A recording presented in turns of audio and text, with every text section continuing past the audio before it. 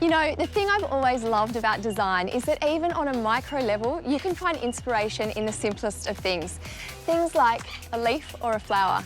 Isn't this magnolia absolutely gorgeous?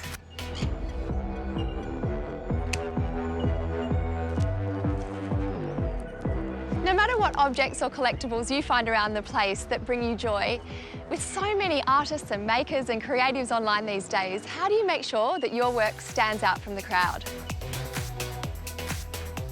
Would you believe it all starts with this? Every budding stylist needs a Lightbox, and this, I think, is going to be the cheapest DIY Lightbox you could ever make. We're making our own at-home studio, and the very first step is to cut out all 4 top flaps.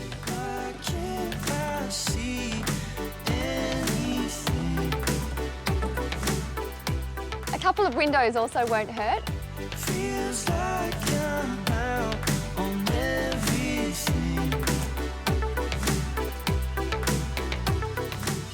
So what you'll end up with is something that looks a bit like this. And those flaps we had before, I'm just going to flip them out the other way, and that's going to provide stability. And ta-da, there's your stage. Now, if you're an online seller or you're an artist and you want to create some really professional looking, crisp shots, one of the key elements is getting the background right so that you can really highlight what you're selling. The options are endless, but if you start with white or even black,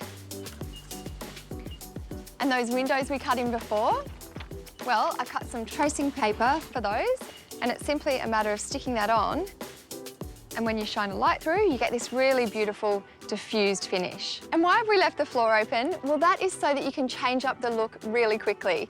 You could pop this onto some rustic timber like this, you could use a beautiful piece of marble, or you could even use some patterned fabric. This simple little Lightbox really is so versatile. You can even create a fashion shoot style setup. I'm just using a piece of white cardboard as an infinity wall, and I'm simply going to attach it with some pegs, and it's got a curve in it, which means it's perfect to photograph a single object because all the seams inside will disappear and you can just focus on that one thing. I'll talk a little louder, baby. Make sure everybody hear me. I know some of you may have had your doubts about my old cardboard box, but look at this. It's just like a professional photographic studio. For the hero for this shot, I'm using these beautiful little handmade ceramic vases. And because they're a creamy colour, I wanted to use the black background to really create some contrast.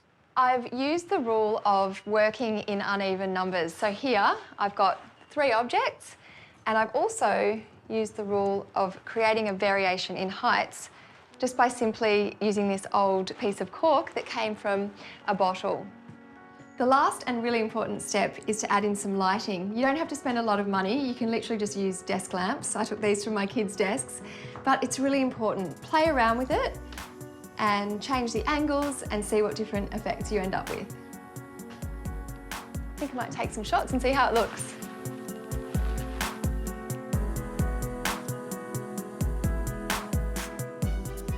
For this look, I've gone for a much more playful, whimsical theme because the hero of the shot is this really dainty, delicate, dried floral wreath.